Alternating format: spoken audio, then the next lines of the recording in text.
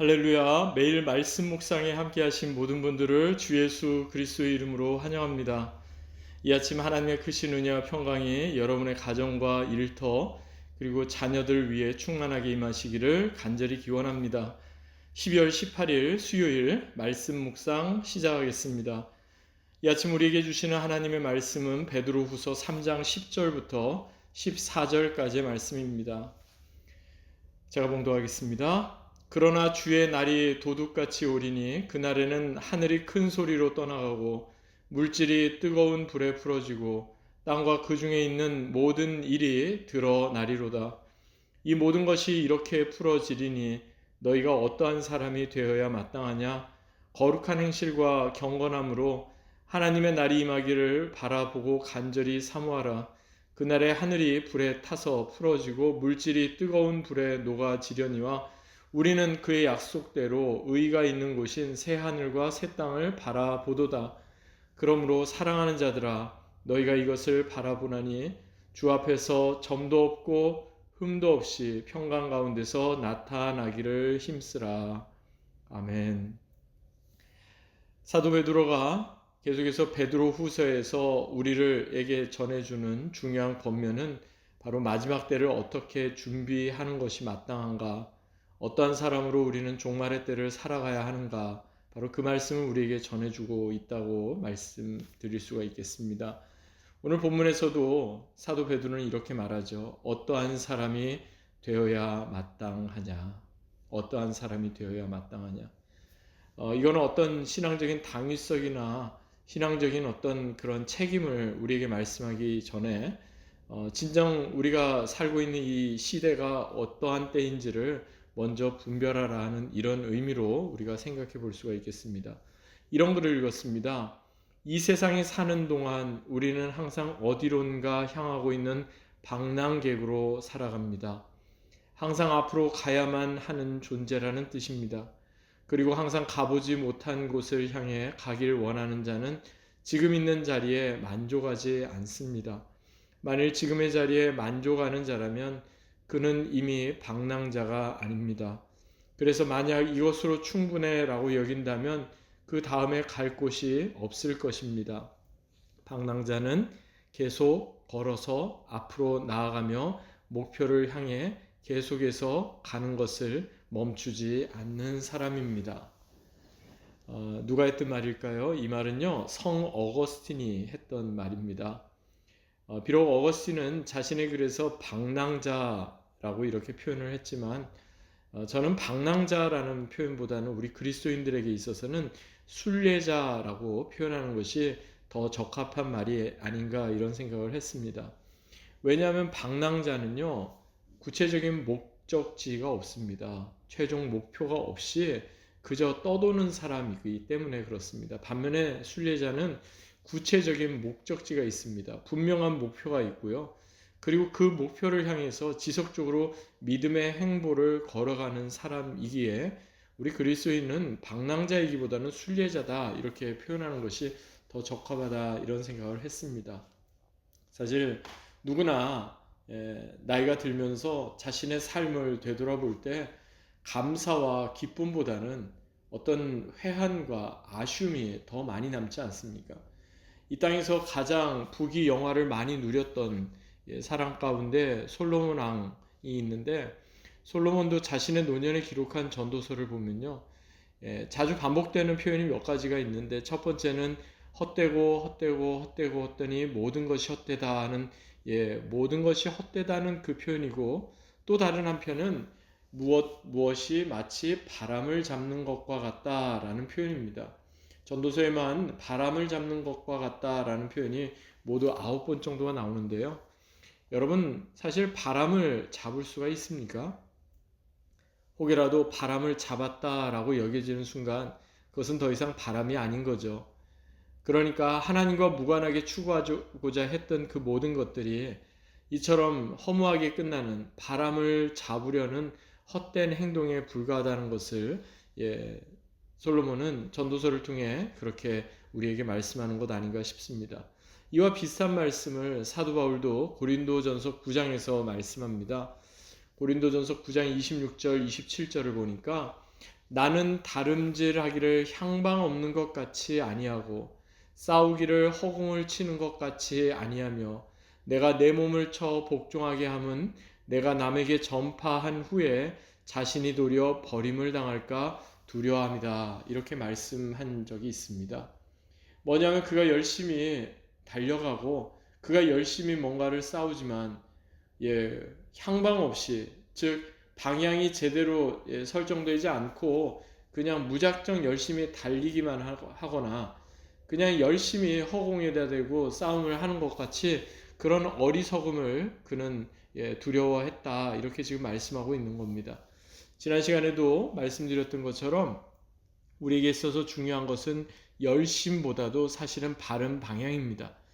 방향이 잘못됐는데 열심만 더해지고 있다면 오히려 그것이 더 큰 문제를 일으키는 경우가 많습니다. 여러분, 하나님께서 왜 이 세상 죄악으로 가득 차 있고 어떻게 보면 노아의 때보다도, 아니 롯의 때보다도 더 지금 심각한 죄악이 세상에 관영한 이러한 세상을 보시면서도 당장의 세상을 심판하지 않으시는 겁니까? 그 이유는 더 많은 사람들이 회개하고 하나님께 돌아오기를 기다려 주시기 때문입니다. 한마디로 하나님께서는 심판의 때를 잠시 뒤로 이렇게 유예하셨기 때문입니다. 그렇기 때문에 우리가 지금 말세를 살아가고 당장 세상의 종말이 이루어지지 않고 계속해서 이 종말이 더디 이루어지는 것 같아도 그것은 사실 하나님께서 우리를 긍휼히 여겨주시고 불쌍히 여겨주신 결과로 그 심판의 때가 잠시 뒤로 미뤄졌다는 사실을 우리는 늘 기억해야 하겠습니다. 그렇기 때문에 우리는 그 어느 때보다도 더 영적으로 깨어 있어야 합니다. 그 어느 때보다도 더 영적으로 깨어서 정신을 차리고 신앙생활을 해야 하는 겁니다. 그래야만 하나님의 뜻이 무엇인지를 제대로 알게 됩니다. 그래서 진정 하나님께서 우리에게 원하시는 뜻이 무엇인지를 알게 되면 우리는 버려야 할 것을 버리고 붙잡아야 할 것을 붙잡는 신앙의 선명함이 더해지게 되는 겁니다. 이러한 신앙의 선명함을 위해서 사도 베드로가 오늘 본문에 전해주고 있는 것이 있어요. 첫 번째는 본문 11절에 나오는데요. 너희가 어떠한 사람이 되어야 마땅하냐 그렇게 말씀하고 나서 그 다음 이어지는 말씀이 거룩한 행실과 경건함으로 하나님의 날이 임하기를 바라보고 간절히 사모하라 하는 겁니다. 막연히 종말의 때, 심판의 때를 그냥 기다리라는 게 아니라 거룩한 행실과 경건함으로 그 날을 바라보고 그 날을 사모하라 이렇게 말씀하고 있습니다. 그러면서 좀 더 구체적으로 결론과도 같은 말씀을 본문 14절에서 이렇게 말씀하는데요. 어떻게 보면 본문 14절의 말씀은 거룩한 행실과 경건함으로 하나님의 날이 임하기를 바라보고 사모하는 것이 무엇인지를 우리에게 구체적으로 말씀하고 있는데 이렇게 말씀합니다. 그러므로 사랑하는 자들아 너희가 이것을 바라보나니 주 앞에서 점도 없고 흠도 없이 평강 가운데서 나타나도록 힘쓰라 하는 겁니다. 점도 없고 흠도 없다. 이게 한마디로 거룩한 행실과 경건함으로 그날을 바라보고 사모하라 하는 뜻인데요. 사실 이 말씀은 우리에게 여간 부담이 되는 말씀이 아닐 수 없습니다. 베드로전서 1장 19절에도 이와 비슷한 표현이 먼저 나옵니다. 베드로전서 1장 19절에 보면 오직 흠도 없고 점도 없는 어린 양 같은 그리스도의 보배로운 피 이런 표현이 나옵니다. 그런데 여러분 여기에 흠도 없고 점도 없는이 수식하고 있는 게 뭐예요? 어린 양이에요. 어린 양. 즉 예수님이에요. 흠도 없고 점도 없는 바로 그분은 예수님밖에 해당이 안 되는 거죠. 그런데 어떻게 우리가 주님 앞에서 점도 없고 흠도 없이 그렇게 나타날 수 있겠는가? 이거는 불가능하다 이렇게 생각될지 모르겠어요. 근데 여러분 사실 이것은 우리의 어떤 노력이나 우리의 대단한 그러한 열심으로 이것을 이루라는 뜻이 아닙니다. 혹시 여러분 가운데 그 중국의 한자 성어 가운데 우공이산이라는 한자 성어를 들어보신 분이 계신가요? 그 우공이산이라는 이 한자 성어는 문자의 뜻 그대로 풀어보면 어리석은 노인이 산을 옮기다. The foolish old man removes the mountains 라는 뜻이 됩니다. 우공이사는요, 열자 탕문편에 나오는 고사성어인데요. 오랜 시간이 걸리더라도 중간에 포기하지만 않는다면, 꾸준히 지속할 수만 있다면 결국 그 뜻이 이루어진다. 즉 산을 옮기게 된다. 이런 뜻으로 알려져 있습니다. 그렇다면 과연 이것이 오늘 본문에도 그대로 적용될까요?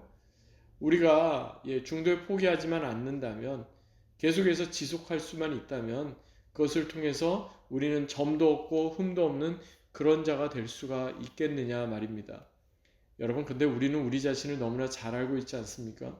아무리 우리가 믿음으로 살겠노라 결단하고 아무리 애쓰고 노력해도 우리는 똑같은 실수, 똑같은 죄악 가운데 그렇게 무너지는 연약한 자 아닙니까? 그럼에도 불구하고 왜 사도 베드로는 우리에게 점도 없고 흠도 없기를 힘쓰라 이렇게 권면한 걸까요?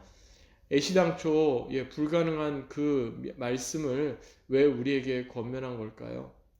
사실 이것은요, 우리가 신약 성경에서 로마서 12장에 나오는 거룩한 산 제사로 우리 자신을 드리라 하는 말씀과 연결하게 될 때 그 말씀의 뜻이 분명히 이해가 됩니다. 여러분 잘 아시는 것처럼 구약 시대로부터 하나님께 드려지는 제물에 어떤 조건이 있었어요. 제물의 크기에 따른 게 아니라, 다른 것이 아니라 오늘 본문에 나오는 것처럼 점도 없고 흠도 없어야 한다. 이게 하나님께 드려지는 제물의 첫 번째 조건이었어요. 그러니까 로마서 12장 말씀처럼 우리 자신이 하나님께 드려지는 거룩한 산 제사가 되어라 하는 겁니다. 거룩한 산 제사가 될 때 그것이 곧 무슨 뜻이 되겠습니까? 그것이 바로 오늘 본문에서 우리에게 권면한 것처럼요, 거룩한 행실과 경건함으로 하나님의 날이 임하기를 바라보고 사모하는 자의 모습이 될 수가 있는 것입니다. 여러분, 우리는 부족한 사람입니다. 아직 변화되고 성숙할 부분이 또 많이 남아있는 사람입니다. 그러나 우리가 아니라 예수 그리스도의 보혈로 점도 없고 흠도 없는 자가 되어 매일매일의 삶이 하나님을 예배하는 삶, 우리 자신을 하나님께 드리는 거룩한 산 제물이 되는 그러한 삶이 된다면, 이를 통해 하나님께서는 우리의 모난 부분을 다듬어 가시고 우리의 부족한 부분도 얼마든지 채워 가실 것입니다. 우리는 어떠한 사람이 되어야 마땅합니까? 한마디로 우리는 예배자가 되어야 마땅합니다. 우리 자신을 하나님께 드리는 거룩한 산 제물이 되어야 마땅합니다.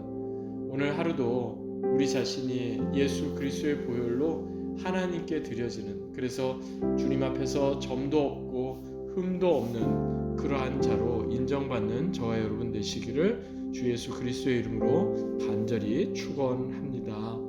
아멘. 기도하겠습니다. 하나님 아버지, 감사합니다. 비록 우리는 부족할지라도, 비록 우리는 허물도 많고 연약한 자일지라도 예수 그리스도의 보혈의 공로에 의지하여 주님께 나아갑니다. 주님, 이 말씀을 우리가 붙잡습니다. 오늘도 주님 앞에서 점도 없고 흠도 없는 자로 주님께서 보여주신 그 놀라운 십자가의 사랑으로 오늘도 하루를 살아가게 하여 주시옵소서. 그리하여 하나님 앞에 드려지는 거룩한 산 제사, 거룩한 예배자로 오늘도 하루를 살아내는 복된 하루 되게 하여 주옵소서. 감사드리며 존귀하신 주 예수 그리스도의 이름으로 간절히 기도하옵나이다. 아멘.